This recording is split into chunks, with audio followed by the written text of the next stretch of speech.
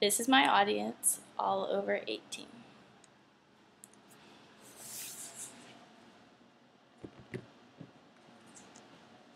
Hi, my name is Savannah Smith, and this is my international issue speech.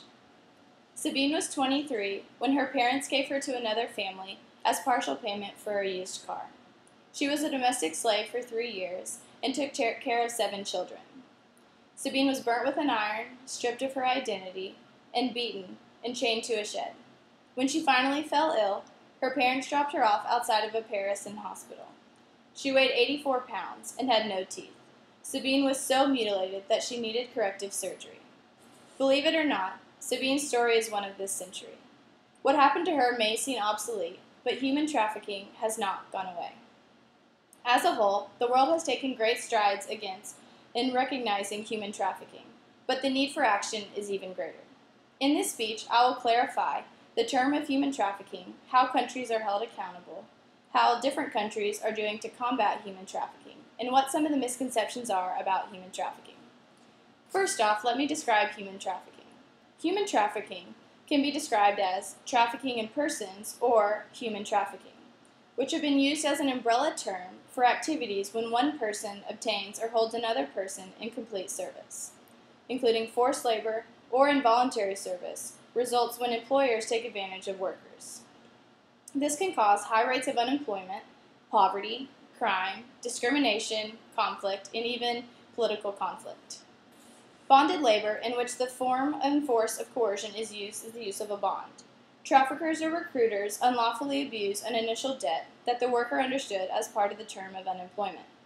Forced childhood labor is another form of human trafficking. Child soldiers are the unlawful employment and enrollment of children as combats, labor, or sexual mistreatment by armed forces. This can be done through fraud, force, or coercion. Even child sex trafficking is a prevalent form of human trafficking. According to the UNICEF, as many as 2 million children are subject to prostitution. This can cause devastating consequences for minors, including trauma, disease, drug addiction, malnourished, unwanted pregnancy, social exclusion, and death. With human trafficking being so widespread, it is vital for countries to be held accountable. Each country is placed on one of 3 tiers, in which each trafficking in persons reported by the Trafficking Victims Protection Act. Tier 1 is the highest ranking. This doesn't mean that there's no trafficking problem. It means that the country acknowledges the problem and are making efforts to try and prevent it. It also meets the TVPA's minimum standards. Tier 2 is a little different. It is the middle ranking.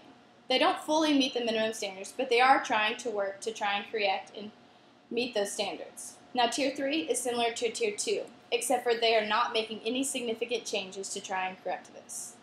Each country is ranked on this system. The United States is Tier 1. The United Kingdom, Switzerland, China, and South Africa are all Tier 2, and Venezuela and Sudan are Tier 3. To improve and keep up the fight against human trafficking, countries and organizations have made a push in the last decade to raise awareness about human trafficking and convictions. The United States has made a push to acknowledge human trafficking. According to LASCO, 2001, State Department created the Office to Monitor and Combat Trafficking Persons. This publishes an annual report and accesses global efforts. The TVPA, the Trafficking Victims Protection Act, causes 3 things that they try and live by: to prevent, to protect, and to prosecute.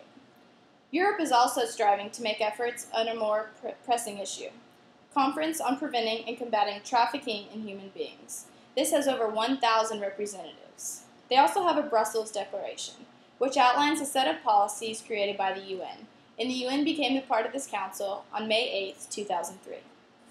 Now, I'm sure you've seen people with red bracelets on that are made out of thread, and you've probably wondered what they're for.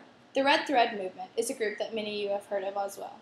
They generate awareness of the global human rights crimes of human trafficking, forced labor, and sexual slavery. They try and raise financial support for efforts to end human trafficking. Alright, now the bracelets. The bracelets are a red thread bracelet, simple, and they just tie on the string on your hand. It's $1 that supports a girl, and any additional proceeds that they get, any donations, goes to the Fund of Anti-Trafficking.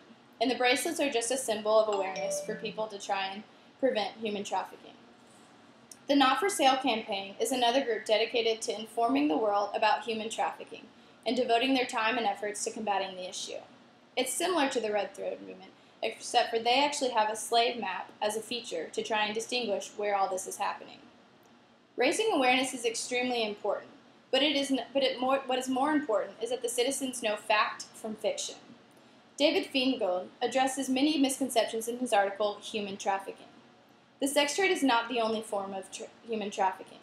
Less than half are a part of the sex trade. Boys from Cambodia are trafficked on fishing boats. They will be stayed up for sea.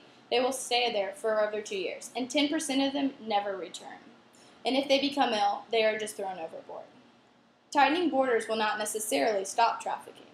The GTZ study shows an increase in trafficking as people return to the third parties, which also makes them more vulnerable. Trafficking is not a big business in terms of profit.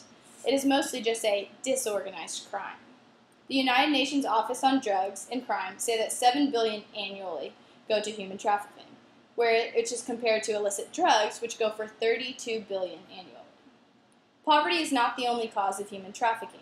It is often migration gone terribly wrong, political and social instability, and even the drive of big cities and big lights. In conclusion, countries and governments have improved greatly when it comes to taking strides against human trafficking. However, awareness is the first step, and all over the world are being held accountable. However, is this enough? People across the globe have stories similar to Sabine's. These incidents are happening here and now. We are the next generation. We are the ones who need to stand up and make a difference. This is our issue. This is our change.